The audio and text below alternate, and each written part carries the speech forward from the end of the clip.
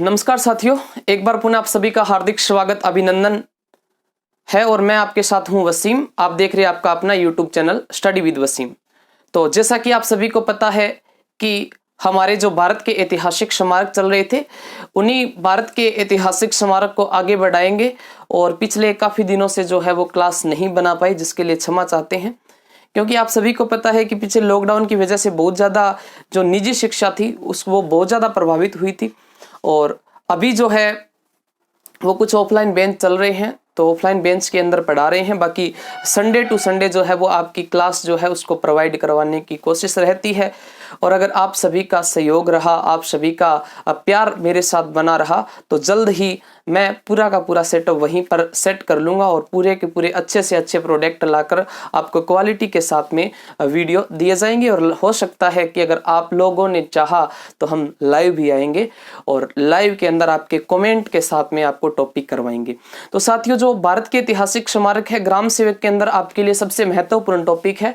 और आप यूट्यूब के ऊपर कहीं पर भी देख लेना, यूट्यूब के इतिहास में कहीं पर भी भारत के ऐतिहासिक स्मारकों का विस्तार नहीं करवाया गया है और कोई भी कोचिंग के अंदर भारत के ऐतिहासिक स्मारक का विस्तार नहीं करवाया जा रहा। तो आगे अपन बढ़ते हैं और आज का हमारा जो अगला ऐतिहासिक स्मारक है, जिसका नाम है सांची का बौद्ध स्तूप। और साथियों, सांची का जो बौद्ध स्तूप है वो आपका कहां पर है? मध्य प्रदेश में है। सांची का जो बौद्ध स्तूप है वो कहां पर है? मध्य प्रदेश में है। ध्यान देना, मध्य प्रदेश का एक जिला है, जिले का नाम है रायसेन जिला। कौन सा? रायसेन जिला मध्य प्रदेश का एक जिला है। कौन सा? रायसेन जिला। कौन सी नदी के किनारे? बेतवा नदी के किनारे है। कौन सी नदी के किनारे? तो बेतवा नदी के किनारे एक जिला है रायसेन। और इसी रायसेन जिले में, मध्य प्रदेश के रायसेन जिले में बेतवा नदी के किनारे स्थित एक छोटा सा क्या है? गांव है। एक छोटा सा क्या है? गांव है, जिसका निर्माण किसके द्वारा करवाया गया? तो साथियों, इसका निर्माण जो है वो मौर्य शासक अशोक मौर्य ने करवाया था। किसने करवाया था? अशोक मौर्य ने करवाया था। मौर्य शासक जिनका नाम है अशोक मौर्य, जिन्होंने सांची के बौद्ध स्तूप का निर्माण करवाया। आपने भारत के इतिहास में मौर्य वंश को पढ़ा होगा, जिसमें आपने सबसे पहले चंद्रगुप्त मौर्य को पढ़ा, उसके बाद में बिंदुसार को पढ़ा और उसके बाद में अशोक मौर्य को पढ़ा। इसी अशोक मौर्य के भारत में सबसे पहले जो शिलालेख है वो आपको किसके मिलते हैं? तो अशोक मौर्य के मिलते हैं।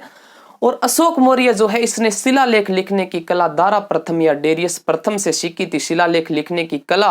और इसके शिलालेखों को सबसे पहले पढ़ने का जो श्रेय है वो जेम्स प्रिशेप को दिया जाता है। इसने कुल 14 शिलालेख लिखे थे। क्या लिखे थे? 14 शिलालेख लिखे थे, जिसमें से 13वें शिलालेख में आपको कलिंग के युद्ध का वर्णन मिलता है।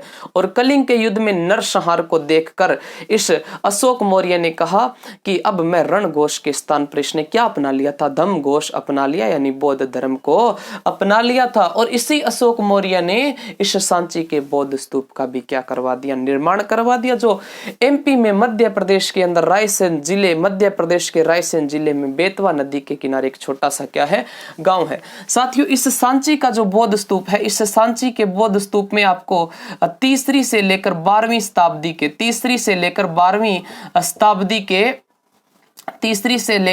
शताब्दी के अनेक स्मारक देखने को मिलेंगे। क्या मिलेंगे? अनेक स्मारक देखने को मिलेंगे। इस सांची के बौद्ध स्तूप में तीसरी से लेकर 12वीं शताब्दी के अनेक स्मारक देखने को मिलेंगे। इसी के पास में ही, इस सांची के बौद्ध स्तूप के पास में ही हमें गुप्तकालीन, कौन से काल का? तो गुप्त काल का, गुप्तकालीन पाषाण स्तंभ भी मिला है। गुप्तकालीन पाषाण स्तंभ भी आपको कहां से मिलता है? तो गुप्तकालीन पाषाण स्तंभ भी आपको कहां से मिलता है? सांची के बौद्ध स्तूप से। आपने एक वंश का नाम सुना होगा, शुंग वंश। कौन सा? शुंग वंश। एक वंश आता है शुंग वंश, और इस शुंग वंश का एक राजा था जिसका नाम था अग्निमित्र शुंग। क्या नाम था? अग्निमित्र शुंग। एक शुंग वंश का राजा है जिसका नाम है अग्निमित्र शुंग। इस अग्निमित्र शुंग ने इसका क्या करवाया था? जीर्णोद्धार करवाया था। क्या करवाया था? इसका जीर्णोद्धार करवाया था। इसका जीर्णोद्धार यानी पुनः निर्माण कह सकते हो, करवाया। और जीर्णोद्धार करवा के इसको और भी क्या बना दिया? विशाल बना दिया। इस सांची के बौद्ध स्तूप का जीर्णोद्धार किसके द्वारा करवाया जाता है साथियों? तो शुंग वंश के राजा अग्निमित्र शुंग के द्वारा करवाया जाता है।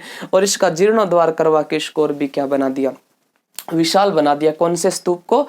तो सांची के बौद्ध स्तूप को। ये क्वेश्चन आपका वीडियो के एग्जाम में पूछा गया है। पीछे जो वीडियो का एग्जाम हुआ है, इससे पहले ग्राम सेवक का जो एग्जाम हुआ है, उसके अंदर ये आपका सांची के बौद्ध स्तूप के बारे में क्वेश्चन जो है वो पूछा गया है।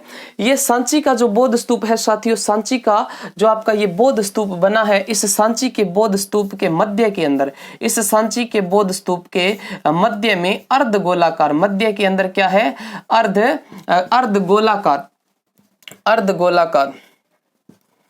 अर्धगोलाकार ढांचा बना है। अर्धगोलाकार क्या बनाया गया है? ढांचा बनाया गया है, जिसके अंदर बुद्ध के अवशेष है। किसके अवशेष है? बुद्ध के अवशेष है। इसके अंदर अर्धगोलाकार क्या बनाया गया है? ढांचा बनाया गया है, जिसमें किसके अवशेष देखने को मिलते हैं? महात्मा बुद्ध के अवशेष देखने को मिलते हैं। ये जो सांची का बौद्ध स्तूप है, इसकी ऊंचाई अगर पूछ ले आपसे कि सांची के बौद्ध स्तूप की ऊंचाई कितनी है, तो आप बताना 16.46 मीटर इसकी क्या है? ऊंचाई है। सांची के बौद्ध स्तूप की ऊंचाई 16.46 मीटर है। और इसको यूनेस्को ने 1989 के अंदर, यूनेस्को द्वारा 1989 के अंदर इसे यूनेस्को ने विश्व धरोहर के अंदर शामिल कर दिया। इसको यूनेस्को ने किस में शामिल कर दिया?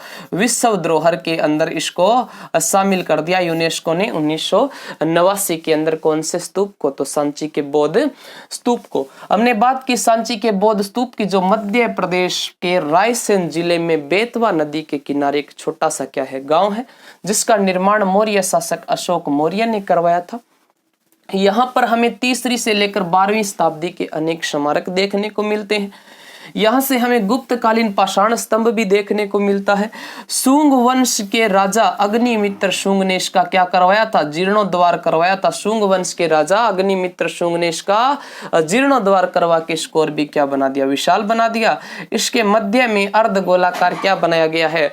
ढांचा बनाया गया है, जहां बुद्ध के क्या देखने को मिलते हैं? तो यहाँ पर बुद्ध के हमें अवशेष देखने को मिलते हैं। इसकी ऊंचाई कितनी है? 16.46 मीटर है। और 1989 में इसे यूनेस्को ने किस में शामिल कर दिया?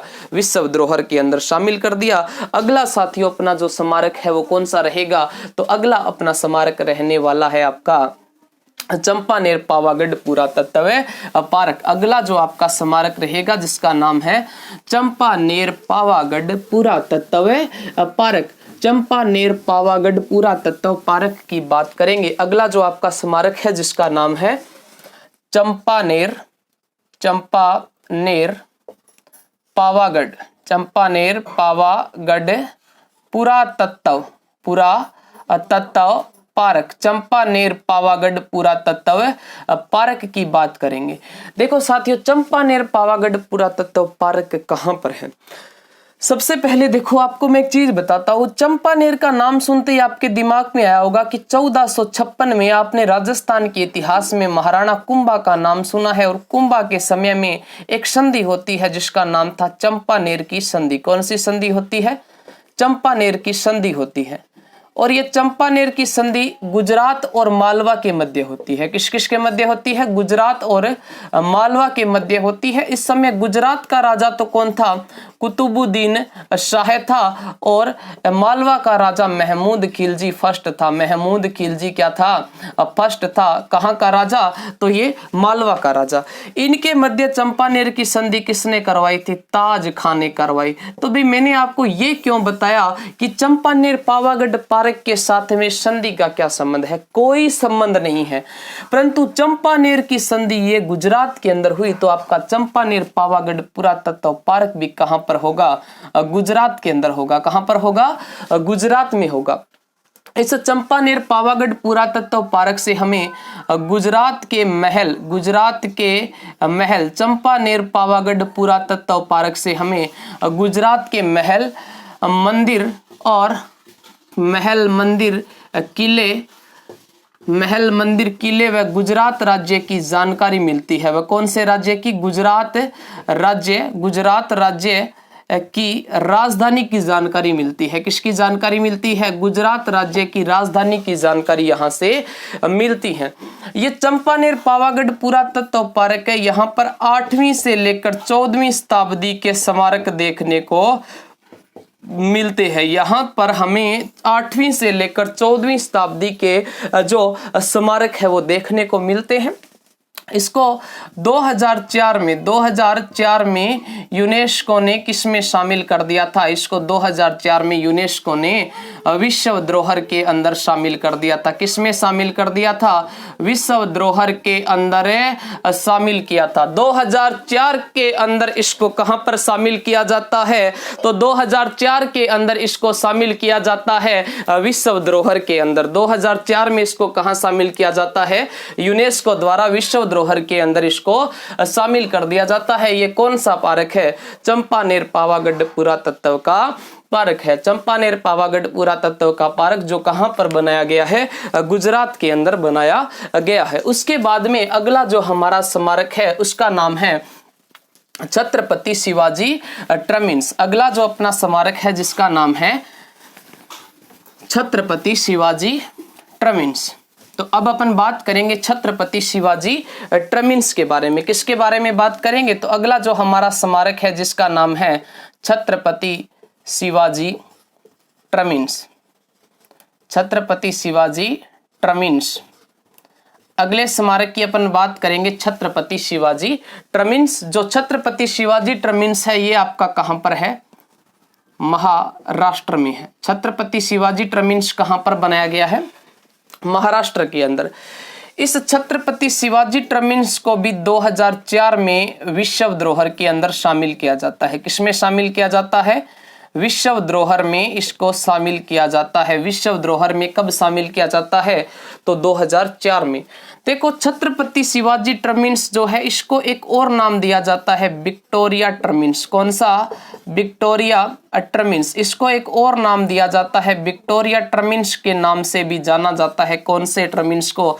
छत्रपति शिवाजी टर्मिनस को, जो कहां पर बना है? महाराष्ट्र में। विक्टोरिया का नाम लेते ही आपको 1857 की क्रांति की याद आएगी। विक्टोरिया का नाम लेते ही 1857 की क्रांति की याद कैसे आएगी? देखो महारानी जो विक्टोरिया थी, इस महारानी विक्टोरिया के समय में 1857 की क्रांति के बाद में 1858 में महारानी विक्टोरिया आई। महारानी विक्टोरिया ने ईस्ट इंडिया कंपनी के शासन को समाप्त करके ब्रिटिश ताज को अपने हाथ में ले लिया। और उसी ब्रिटिश ताज से आपको याद होगा कि एक शब्द बना था कोरोना, जिसने पूरे देश के अंदर तबाही मचा के रख दी थी, जिसके अंदर हमारे जैसे जो निजी शिक्षक हैं उनकी बड़ी बुरी हालत हुई थी। तो इस विक्टोरिया जो है, इस विक्टोरिया के नाम पर इसका नाम विक्टोरिया टर्मिनस भी पड़ गया था। इसका एक नाम मिलता है आपको CST और VT। इस नाम से ये कुछ ज्यादा विख्यात है। CST और VT के नाम से ज्यादा विख्यात है। ये है कहां पर? महाराष्ट्र में है। आपको पता होगा कि भारत की वाणिज्य राजधानी कौन सी है? मुंबई। मुंबई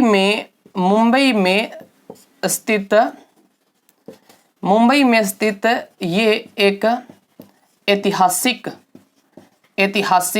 मुंबई के अंदर स्थित ये एक ऐतिहासिक रेलवे स्टेशन है। क्या है?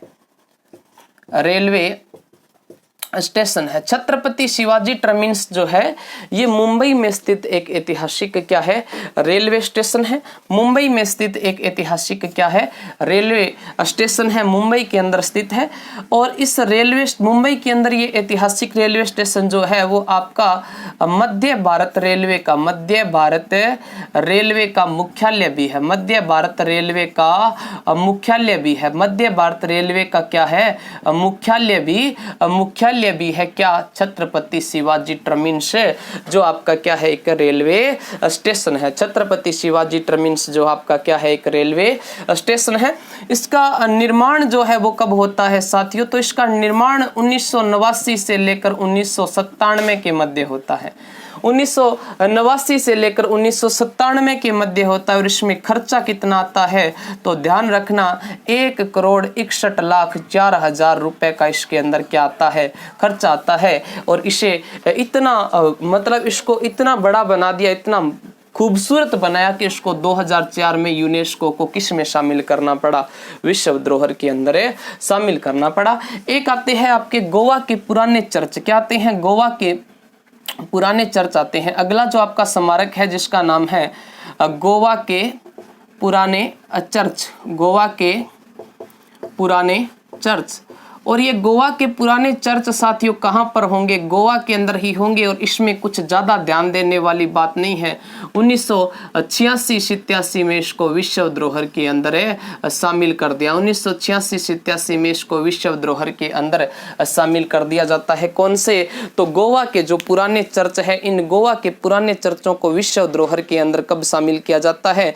तो गोवा के पुराने चर्चों को विश्व धरोहर के अंदर आपका शामिल किया जाएगा 1986-87 में। और अगर आप इतना भी याद रखो, 1986 अगर याद रखो तो ये काफी है। 1987 को मत रखना, चाहे 1986 को सिर्फ याद रखो कि 1986 के अंदर इस गोवा के पुराने चर्चों को भी विश्व धरोहर के अंदर शामिल कर दिया। और गोवा के पुराने चर्च है तो मतलब कहां पर होंगे? तो गोवा के अंदर ही होंगे। तो छत्रपति शिवाजी टर्मिनस की बात कर ली और उसके बाद में हमने गोवा के पुराने चर्चों की बात की। उसके बाद में एक अगला अपना ऐतिहासिक स्मारक आता है एलिफेंटा की गुफाएं। देखो, आपने अजंता की गुफाएं पढ़ी, कहां पर थी? महाराष्ट्र के अंदर। अजंता की गुफाएं कहां पर थी? महाराष्ट्र के अंदर थी। और ये आपकी जो एलोरा की गुफाएं भी है, ये भी कहां पर थी? महाराष्ट्र के अंदर थी। और एक गुफा आती है एलिफेंटा की गुफा, एलिफेंटा की गुफाएं। और ये आपकी एलिफेंटा की गुफाएं भी कहां पर है? महाराष्ट्र के अंदर है। एलिफेंटा की गुफाएं भी आपकी कहां पर है? महाराष्ट्र में। इन गुफाओं को दारापुरी की गुफाएं भी कहते हैं। दारापुरी या धारपुरी की गुफाएं भी इन्हीं को कहा जाता है। धारपुरी या धारापुरी की गुफाएं भी इन्हीं को कहा जाता है, जो कहां पर है? महाराष्ट्र में है। यहां पर कुल कितनी गुफाएं हैं? तो कुल यहां पर 7 गुफाएं हैं। क्वेश्चन आपका बन सकता है कि एलिफेंटा की कुल कितनी गुफाएं हैं? तो साथियों ध्यान रखना कि एलिफेंटा की कुल कितनी? 7 गुफाएं हैं, जिनके अंदर 26 स्तंभ है। कितने स्तंभ है? 26 स्तंभ है। यहाँ पर जो है वो कितनी गुफाएं हैं? तो 7 गुफाएं हैं। और स्तंभ कितने हैं? 26 स्तंभ है, जिनमें शिव को अनेक रूपों में उकेरा गया है। शिव को अनेक रूपों में उकेरा गया है। किसको? शिव को। तो इस बार एलिफेंटा की गुफाओं में किसके मंदिर या स्मारक देखने को मिलते हैं? तो बुद्ध के नहीं मिलेंगे। इस बार किसके मिलेंगे? शिव के स्मारक मिलेंगे। किसके? शिव के स्मारक मिलेंगे। यहाँ पर अनेक देवी देवताओं की क्या मिलती है? मूर्तियां देखने को मिलती हैं। यहाँ पर अनेक देवी देवताओं की मूर्तियां देखने को मिलती है। अनेक देवी देवताओं की क्या देखने को मिलती है? तो अनेक देवी देवताओं की मूर्तियां देखने को मिलती है, जो पत्थरों को काटकर बनवाई है। जो किसको मिलती है? जो किसको काटकर बनाई है? जो पत्थरों को काटकर बनाई गई है। जो किसको काटकर बनाई गई है? तो पत्थरों को काटकर बनाई गई है। अनेक देवी देवताओं की मूर्तियां हैं, जो किसको काटकर बनाई गई है? पत्थरों को काटकर। और इसको 1987 के अंदर विश्व धरोहर के अंदर शामिल किया जाता है। 1987 में विश्व धरोहर में शामिल कर दिया जाता है। 1987 में इसको विश्व धरोहर में शामिल कर दिया जाता है। विश्व धरोहर में शामिल किया जाता है। विश्व धरोहर के अंदर 1987 में इसको विश्व धरोहर के अंदर शामिल कर दिया जाता है। उसके बाद में साथियों अगला जो अपना आएगा वो आएगा चोल मंदिर। कौन से मंदिर आएंगे? तो चोल मंदिर आएंगे। और चोल मंदिर तमिलनाडु में है। चोल मंदिर कहाँ पर है? तमिलनाडु के अंदर है। चोल जो मंदिर है, चोल मंदिर ये आपके कहाँ पर है?